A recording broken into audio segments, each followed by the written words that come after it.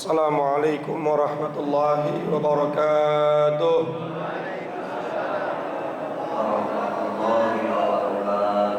Bismillah, alhamdulillah, wassalatu wassalamu ala rasulillah Sayyidina wa habibina wa syafi'ina wa maulana Muhammad sallallahu alaihi wasallam. Miftahi babi rahmatillah adada ma fi ilmillah. Salatan wa salaman daimaini bidawami mulkillah wa ala alihi wa sahbihi wa mawalah. Wala hawla wala quwwata illa billah, amma ba'du. Hadratul mukarram yang sama-sama kita muliakan, guru-guru kita, Bapak Dr. Andes Kiai Haji Muhammad Ja'far, Bapak Kiai Haji Farah Furqan Muqarrabin Yusuf, Bapak Kiai Haji Ahmad Habibi Abdul Rashid Ramli, matta'anallahu fi tuli hayatihim. Mudah-mudahan beliau semua sehat afiat, panjang umur, dan berkah ilmunya buat kita semua, amin. Juga Ketua Masjid Jami Al-Jihad Bapak Ustadz Haji Husaini Mukri, Bapak Haji Sujana, dan para asatidz lainnya. Tidak lupa Bapak Haji Basroin, Ustadz Haji Muhammad Tahir, pengurus Majelis Ta'lim Ukhuwah Islamiyah, seluruh para ketua masjid yang tergabung dalam Majelis Ta'lim Ukhuwah Islamiyah, dan seluruh para jamaah, bapak-bapak dan ibu-ibu tanpa terkecuali, semoga semuanya dimuliakan Allah Subhanahu wa taala. Tanpa berpanjang kalam, mari sama kita lanjutkan pembahasan kitab Qomiturian kita. Namun sebelumnya kembali kita baca suratul Fatihah. Mudah-mudahan Allah memberikan kita ilmu yang bermanfaat, ilmu yang maslahat, ilmu yang bisa membuat hidup kita selamat dunia sampai akhirat. Al-Fatihah bil qabul wa ila hadratir Rasul ala hadhihi niyyah wa ala kulli niyatin salihah wa ala man nawa salaf salih wa ila hadratin nabiyil mustafa sayyidina wa habibina wa syafi'ina wa maulana Muhammadin sallallahu alaihi wasallam wa ala alihi wa azwajihi wa dhurriyyatihi wa ali baitil kiram. Nakhusu khasatan li hadrati muallifil kitab Sayyidil Imam Syekh Zainuddin bin Abdul Aziz bin Ali Al-Malibari Al-Fannani, wa Sayyid Syekh Nawawi bin Umar Al-Jawi Al-Bandani, wa usulihima wa furu'ihima wa dhul huquqi alaihima ajma'in, anna Allah yu'li darajatihim fil jannah wa yu'idu alaina min barakatihim wa asrarihim wa anwarihim wa ulumihim wa nafahatihim fid dini wad dunya wal akhirah. وإلى أرواح والدينا وآبائنا وجميع المسلمين والمسلمات والمؤمنين والمؤمنات الأحياء منهم والأموات وإلى حضرة النبي. الفاتحة. أعوذ بالله من الشيطان الرجيم. بسم الله الرحمن الرحيم. الحمد لله رب العالمين الرحمن الرحيم مالك يوم الدين. إياك نعبد وإياك نستعين. اهدنا الصراط المستقيم صراط الذين أنعمت عليهم غير المغضوب عليهم ولا الضالين. اغفر لي ولوالدي. الرحمن الرحيم. قال المصنف رحمه الله تعالى ونفعنا بعلومه وأمدنا بأسراره في الدارين آمين. وأتى حج البيت إن استطعت إليه سبيلا. Wasiat yang keenam dari baginda kita Nabi Muhammad sallallahu alaihi wasallam. Jika kita ingin hidup kita dimuliakan Allah, mati kita husnul khatimah, dibangkitkan bersama para syuhada, para salihin, bahkan para nabi dan rasul, ada 40 wasiat dari baginda Nabi sallallahu alaihi wasallam. Yang keenam adalah wa tuhijjul bait in istata'ta ilaihi sabila. Kamu pergi haji ke Baitullah jika kamu mampu menempuh jalannya. Pergi haji in istata'ta ilaihi sabila, kalau mampu. Konsep dalam Islam ini luar biasa, Pak. Allah nggak pernah membebankan kepada seorang hamba ibadah di luar batas kemampuan. La yukallifullahu nafsan illa wus'aha. Nggak ada yang berat dalam syariat agama kita, nggak ada yang berat. Coba, nggak ada yang berat. Syahadat itu nggak pakai modal, cuma keyakinan doang. Betul nggak? Sholat pun nggak pakai modal, Pak. Nggak ada air seandainya, pakai debu tayamum. Masa tayamum beli?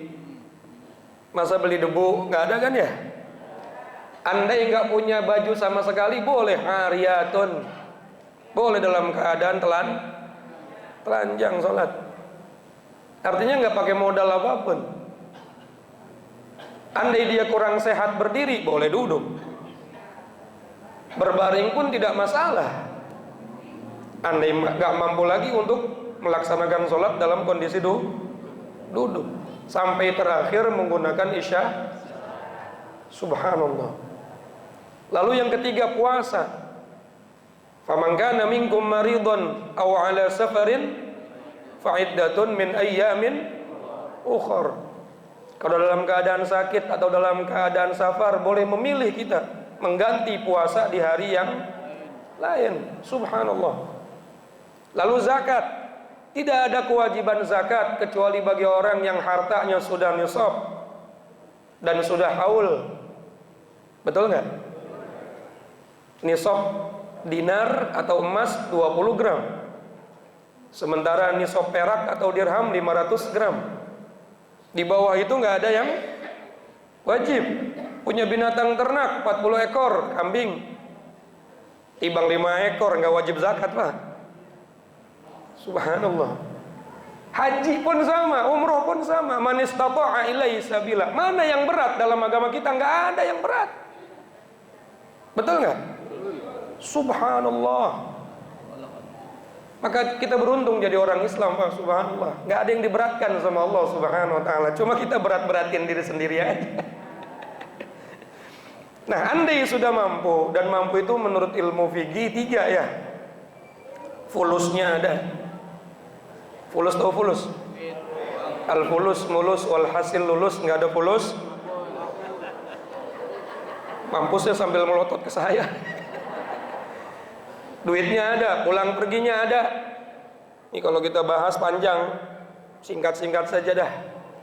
Asal dia bisa berangkat, bisa ada yang menjamin dia dalam kehidupan dia selama di sana, lalu dia pulang kembali ke tanah airnya juga ada ongkosnya. Orang yang ditinggalkan apabila dia punya orang yang wajib dinafkahi, wajib harus dipenuhi. Lalu hutangnya juga wajib harus dibayar. Kemarin saya ngaji Bahjatul Wasail pas bab itu. Kalau punya hutang, pas kebetulan tanggal itu juga dia berangkat haji, maka wajib bayar hutangnya. Kalau hutangnya memang jatuh tempo dan dia nggak punya lagi biaya atau nggak punya harta yang bisa dijaminkan selain harta yang dia gunakan untuk ongkos, maka lebih wajib bayar hutang. Tapi kalau punya gaji dan lain sebagainya, apalagi hutangnya banyak gitu, temponya, bulanannya, cicilannya misalnya, maka karena ada biaya yang lain itu diperbolehkan untuk dia berangkat haji. Yang nggak diperbolehkan itu kalau dia memang hutangnya saat itu jatuh tempo dan dia nggak punya biaya lagi, nggak punya uang lagi kecuali uang yang buat ongkos haji. Pilih mana tuh? Wajibnya mana? Bayar hutang. Kecuali dia punya gaji, dia punya yang lainnya, lalu hutangnya juga masih bisa dibayar dengan harta-harta yang lain, maka wajib dia berangkat. Man istata'a ilaihi sabila. Yang kedua, aman negaranya, aman daripada kota sucinya, aman perjalanannya. Dan yang ketiga, sehat badannya. Kalau sudah 3 ini ada dalam diri kita, maka kita masuk dalam kategori mampu. Kalau sudah mampu, jangan pura-pura kagak mampu. Khawatir nanti falyamut insya'a yahudiyan au insya'a nasranihan. Nah, kemampuan itu yang tahu kita sendiri. Ada hal-hal di dalam haji dan umroh itu yang mengesahkan, di antaranya rukun, wajib, dan sunnah. Umroh haji sama saja Pak Bu, ada rukunnya, ada wajibnya, ada sunnahnya. Rukun segala sesuatu yang ketika dikerjakan sah sesuatu tersebut. Ketika ditinggalkan maka tidak sah sesuatu tersebut dan tidak bisa diganti dengan apapun kecuali diulang. Itu namanya apa? Rukun. Sementara ini kita simpelkan saja ya, sederhanakan saja pengertiannya. Sementara wajibnya haji atau wajibnya umroh, andai dia tidak kerjakan itu yang diwajibkan haji atau yang diwajibkan dalam umroh, maka hukumnya tetap sah hajinya, tetapi dia bayar dam. Artinya andai tidak diulang perkara wajib tersebut, maka haji umrohnya tetap sah. Sementara yang sunnah sama sekali tidak berpengaruh dengan keabsahan haji atau hanya menambah fadilah keutamaan daripada ibadah haji atau umroh. Jadi 3 komponen dalam haji dan umroh: rukun, wajib, dan sunnah. Contoh yang paling gampang, rukun haji ihram. Ihram itu niat untuk masuk ke dalam proses haji atau umroh. Nawaitul hajj wa ahramtu biha lillahi ta'ala. Nawaitu labbaik Allahumma hajjan wa ahramtu bihi lillahi ta'ala. Atau nawaitu labbaik Allahumma umratan kalau umroh, wa ahramtu biha lillahi ta'ala. Atau kalau qiran, kalau digabungkan haji dan umrohnya, nawaitu labbaik Allahumma hajjan wa umratan wa ahramtu bihima lillahi ta'ala. Itu niat ihram. Niat untuk masuk ke dalam prosesi ibadah haji. Kalau umroh kapan aja waktunya bisa. Tapi kalau haji, al-hajju ashhurum ma'lumat.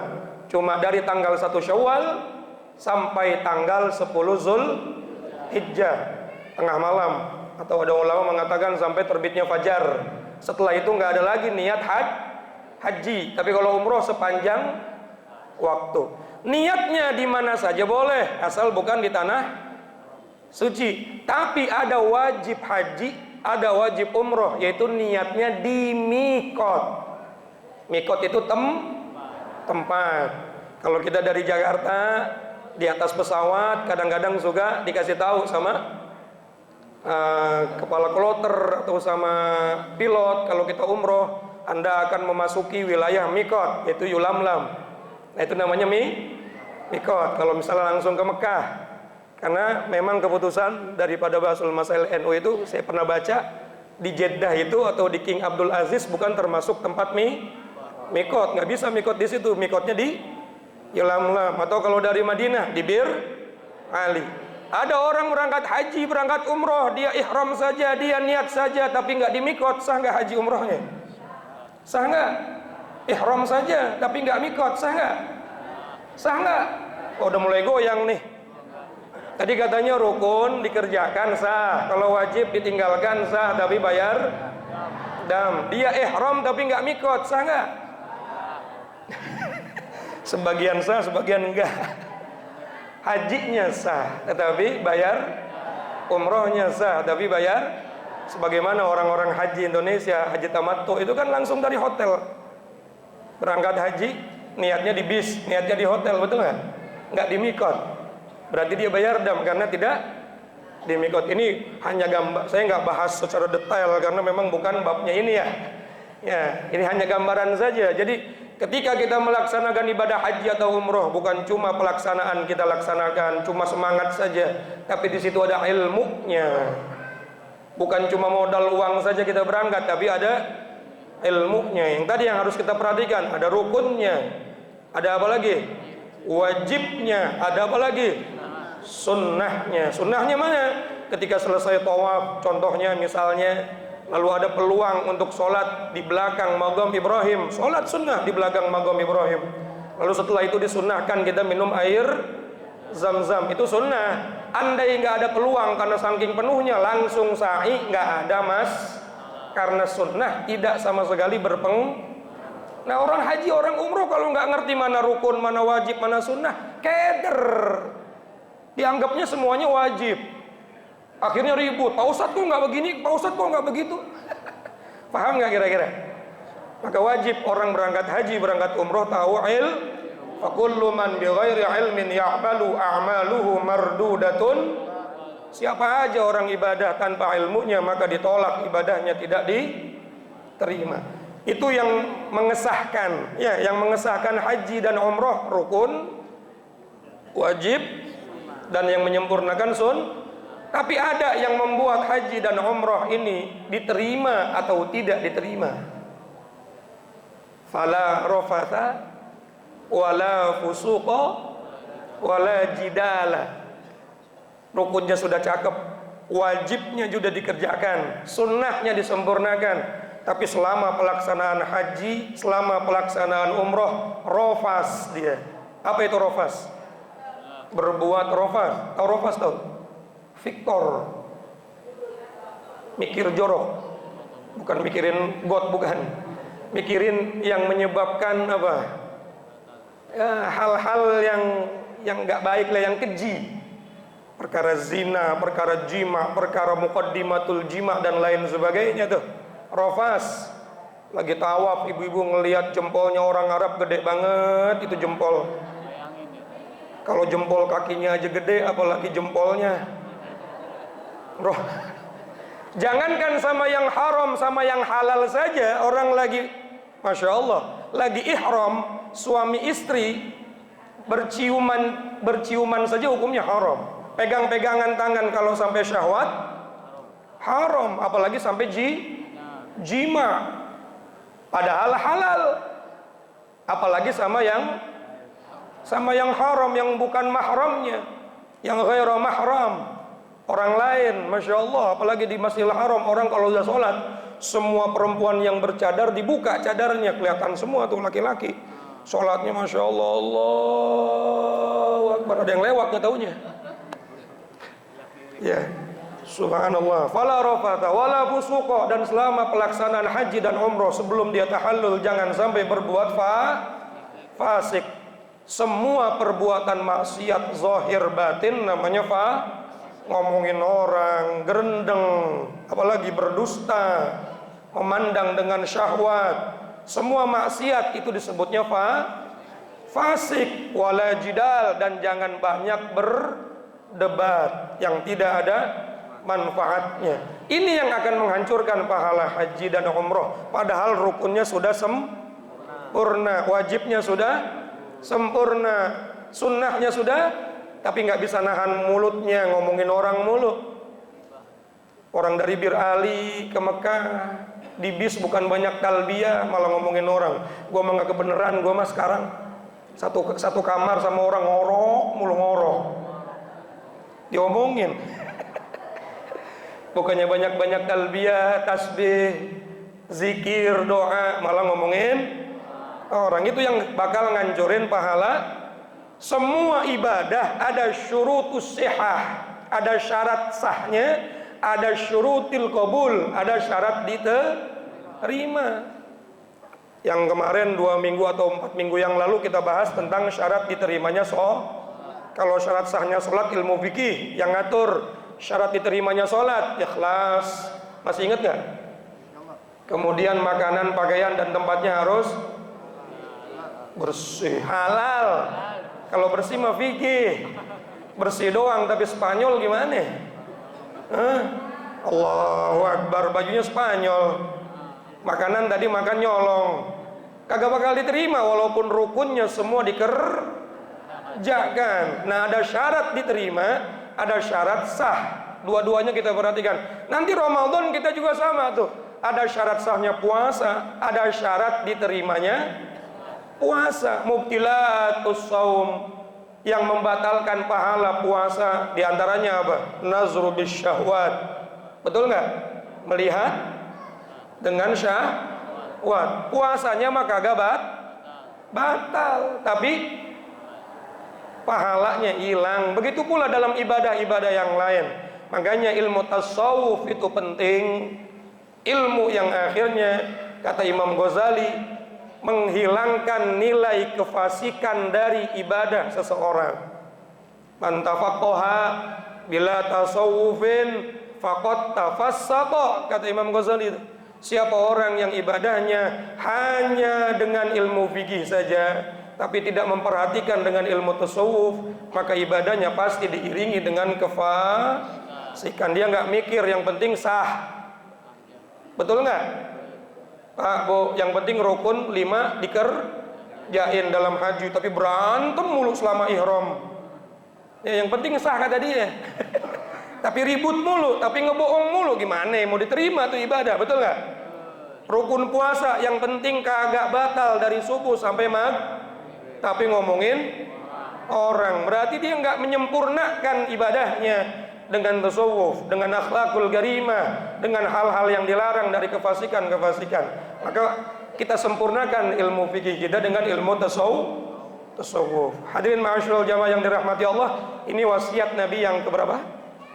Yang keenam. Kalau mampu, sehat badan kita, aman negara kita, lalu ada duit kita, maka jangan tunda-tunda untuk menunaikan haji dan umrah, dan dilaksanakan dengan ilmunya, ada rukunnya, ada wajibnya, ada sunnahnya, lalu sempurnakan dengan la rafatha wala fusuqa wala jidala. Jangan rafas, jangan fasik, dan jangan insyaallah kalau sudah itu semua dikerjakan, Nabi bersabda, manil haji wal umar, siapa orang yang berhaji dan berumrah, lam yarfus wa lam yafsuq, tidak berbuat rafas dan tidak berbuat fasik, dia akan pulang ke tanah airnya kayaumin waladathu ummuh, seperti bayi yang baru lahir suci dari segala dosa.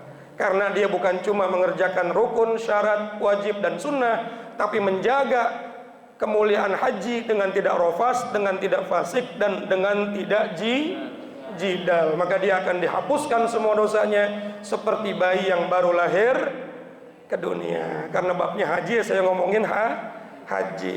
Masya Allah, mudah-mudahan manfaat. Kurang lebihnya mohon maaf. Masih ada guru kita. Mudah-mudahan ketemu lagi di minggu yang akan datang dalam keadaan sehat afiat, panjang umur, berkah dunia akhirat. Assalamualaikum warahmatullahi wabarakatuh.